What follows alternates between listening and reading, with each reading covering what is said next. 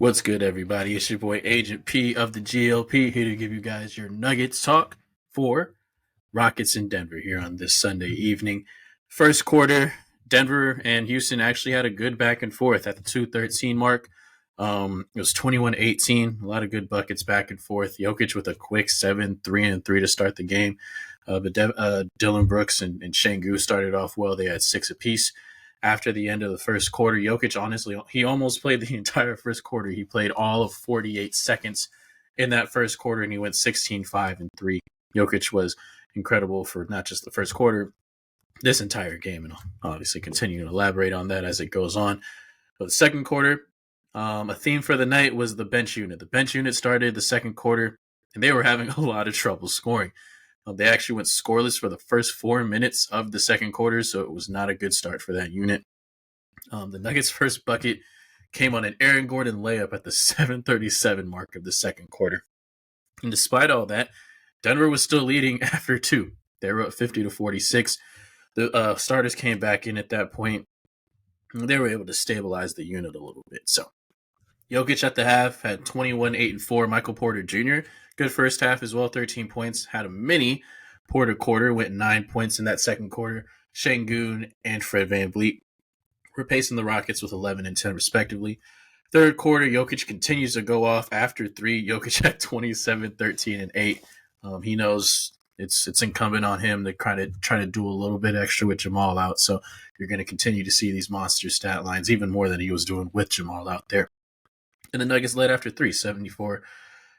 Actually, Houston got the lead back and led after three, 74-72. In the fourth quarter, Rockets started on a 12-6 run, got the lead at 86-82. Jokic checked back in. Once again, bench unit just having a terrible game out there. 4:48 left. Houston actually went on another run, an 8-2 run, and they got their lead up to its highest of the night, 10, 94-84. Denver made a late push, a quick 8-0 run that got the lead to 103-102, actually, with 16 seconds left.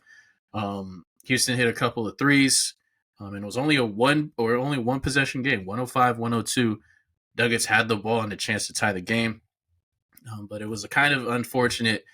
It was a weak inbound pass, we'll say that. So or inbound play in general. KCP threw a bounce pass to Porter. Porter really didn't do a great job of shielding his defender, staying strong on the catch.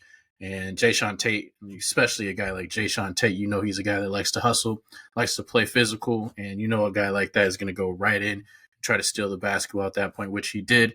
And after a couple more free throws late in that game, Houston was able to hold off. They actually still had a chance, but Jokic had a late heave with 2 seconds left, wasn't enough. And the Nuggets dropped their second win of the year, or only their second loss of the year, 107-104. To go into the headlines of the game, I talked about it during the recap. Bench unit was awful tonight. All the Nuggets players off the bench, Strother, Payton, Najee, everyone was in the negative except for one person, Colin Gillespie, who was just a straight 0. So, and they only had 8 total points as a unit. So this is a game where the unit, we talk about this as Nuggets fans, people who follow this team, the bench unit, they're more of a unit that relies on their defense and getting out and running and to facilitate their offense. They're not really a good half-court offensive team. There's not a lot of creation with that unit. You still have guys like Christian Braun who look a little bit hesitant in terms of how he's supposed to attack on offense. Peyton Watson's still a work in progress. Zeke Naji is not a good finisher at the rim, and he has his issues with his jump shot offensively. It's tough, and you could see when they started to struggle a little more, Malone tried to put in Aaron Gordon and Michael Porter just to facilitate some scoring in that unit, but they're going to have to figure out something. There's going to be some games where the offensive the starters were great in this game. They all did really well for the most part, but that bench unit really killed them in the time that they were out there, and that was essentially the difference in the outcome. And even with that, right, it's still a 3-point game, even with all that working against you. So I'm not overly alarmed by it, but in terms of just talking about this singular game, that's for sure the biggest factor that came to the Nuggets losing this one. We got to shout out Jokic one more time, 36, 12, and 11. It's been ridiculous, but I still don't ever want to take these lines for granted. 36, 21, and 11 is a ridiculous stat line, man. Jokic continues to play at an incredibly high level. Michael Porter Jr. had 25 and 10. Did you get that late steal in the fourth quarter? But overall, really nice game. It was actually some of the strongest basketball you've seen him play in his career. He was ripping balls away from people, going up and finishing really nicely around the rim. I like the overall game he had. He had one tough moment, but for the most part, if you're getting 25 and 10 out of Porter in the games that we don't have Jamal, I'm signing up for that every single night. Other than that, I'm just going to give credit to Houston here, man. They've been playing really well. I believe they won 5 or 6 games in a row. Mini Jokic, Alperen Şengün played well. He had 23, 8, and 5. Fred VanVleet had 26, and he had moments where he just looked like he wasn't going to miss in this game.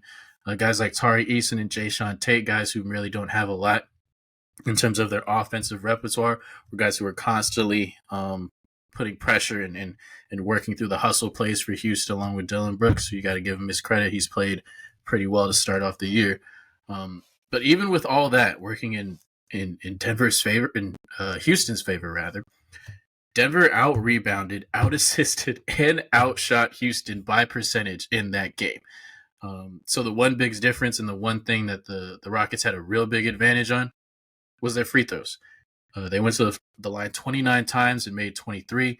Nuggets only went to the line 14 times and only made 11. So when you're talking about a game that's really close, and the Nuggets honestly did a lot to win that game. When you look back at a box score and you're like, man, why didn't they win this game?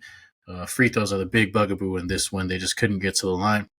Tony Brothers, I mean, we ain't got to talk about Tony Brothers. I'm already so sick of that dude, but I'm not going to put it too much on the rest. I think Houston did everything right and did everything they were supposed to win this game, and they did it. So salute to them.